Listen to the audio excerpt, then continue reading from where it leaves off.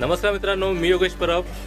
आज आहे रविवार आणि आज आईने गरमागरम भाकरी बांगडे मासे आणले आहेत, ते छान भाजले आहेत आणि बांगड्याचा कालवण पण केलेला असा।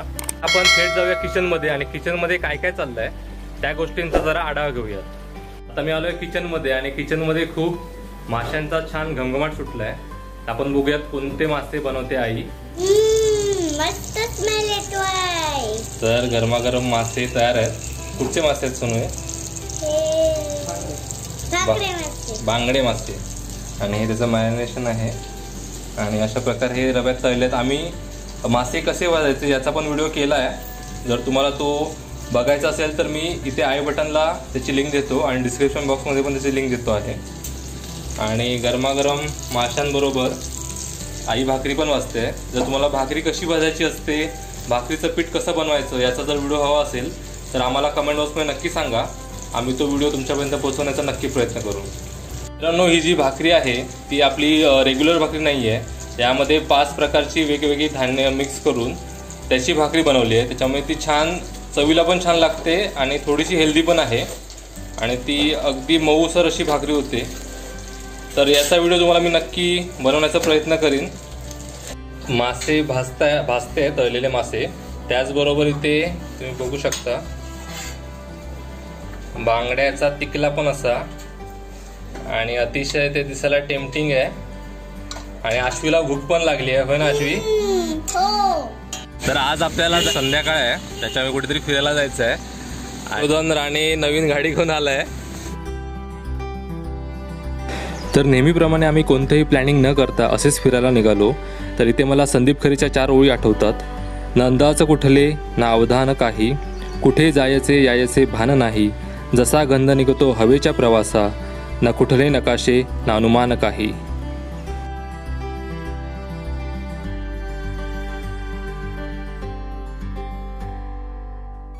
कोकणातलं हे विलोभनीय दृश्य तुम्ही पाहू शकता। रस्त्याच्या दोन्ही बाजूला हिरवळ आणि रिमझिम पाऊस पडतोय।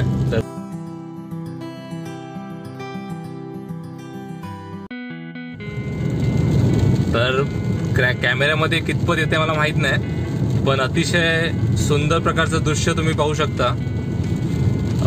अगदी डोंगर हे ढगांच्या चादरीने वेढलेले आहेत आणि रिमझिम असा पाऊस पडतोय। तर सध्या आम्ही आहोत कनेडीमध्ये। तर इथे एका ठिकाणी वडापाव छान मिळतो, तर आता आपण ते वडापाव घेऊयात, तुम्हाला मी दाखवतो। इथे एक छोटीशी टपरी आहे, इथे छान गरमागरम वडापाव पण मिळतात। तर आपण ते वडापाव घेऊयात आणि मग पुढच्या प्रवासाला निघूयात। तर कनेडीमध्ये हॉटेल भक्ती इथे वडापाव छान मिळतात, तर यांच्याकडनं आपण वडापाव घेऊयात। मी वडापाव सांगितले आहेत, पण साधारण 10 ते 15 मिनटं लागतील वडापाव मिळायला, तोपर्यंत आपण वाट बघूया आणि नंतर आपण पुढच्या प्रवासाला निघून जाऊया।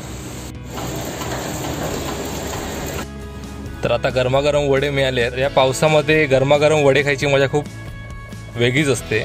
आता आपण कनेडीवरनं लेफ्ट मारलाय आणि इथे तुम्ही उजव्या साईडला बघू शकता गणपती मंदिर आहे आणि समोर छान डोंगर दिसतात।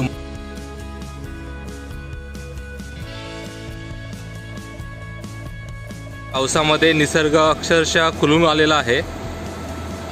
वातावरण अतिशय आल्हाददायी असं वातावरण आहे। आणि तर अचानक ठरल्याप्रमाणे आम्ही एका ठिकाणी जायचं ठरवलं। तर आता आपण बघूयात ती जागा कोणती आहे ते।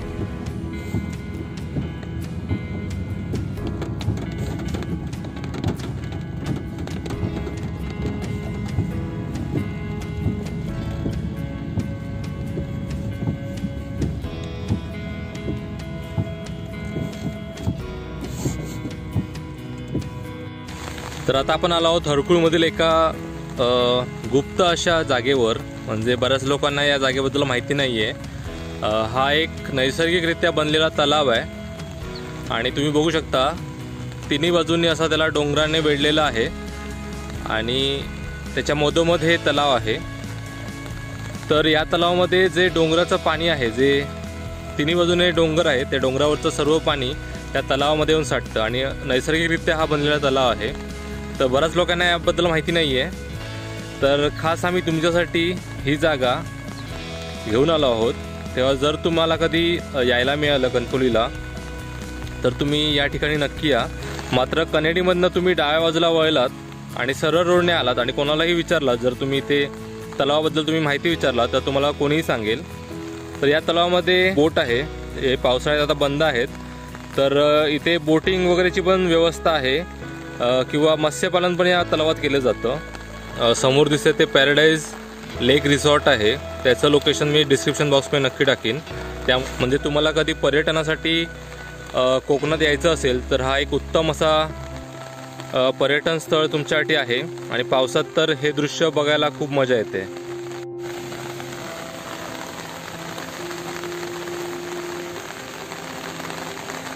तर रविवारच्या दिवशी संध्याकाळी अशा ठिकाणी आल्यावर आपल्याला एक सकारात्मक ऊर्जा मिळते आणि या ऊर्जेचा उपयोग आपल्याला पुढच्या पूर्ण आठवड्याभर काम करण्यासाठी होतो आणि मन अगदी प्रसन्न होतं अशा ठिकाणी आल्यावर. डाव्या साईडला तलाव आहे आणि उजव्या साईडला इथे नारळ आणि विविध प्रकारच्या झाडांच्या बागा आहेत.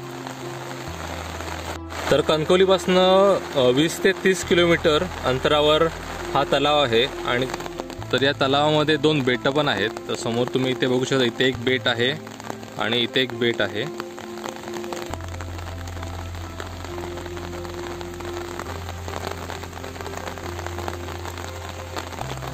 तर कोकणामध्ये असे बरीच ठिकाणं आहेत जे अजूनपर्यंत पर्यटकांना किंवा बाहेरच्या लोकांना माहिती नाही आहेत. तर अशी ठिकाणं तुमच्यापर्यंत पोहोचवण्याचा मी नक्की प्रयत्न करेन.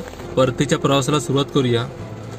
पुन्हा एकदा आपण अशाच ठिकाणी कुठेतरी निसर्गरम्य ठिकाणी भेटण्याचा नक्की प्रयत्न करूयात. आलो आहोत कणकवलीमध्ये. तर आता आपण एक नवीन हॉटेल उघडलं आहे, तर तिथले लॉलीपॉप ट्राय करून बघूया त्याची टेस्ट कशी येते. चला आहोत लॉलीपॉप खायला. आणि कणकवलीमधल्या लॉलीपॉपची खासियत अशी आहे की मुंबईपेक्षा ते साईजने पण मोठे असतात आणि चवीला पण चविष्ट असतात. तर मित्रांनो, आजचा व्हिडिओ तुम्हाला आवडला असेल तर व्हिडिओला नक्की लाईक करा. चॅनलवर नवीन असाल तर चॅनलला सबस्क्राईब करायला विसरू नका. आम्ही तुमच्यासाठी असेच नवीन आणि गमतीशीर व्हिडिओ नक्की घेऊन जाऊ. धन्यवाद.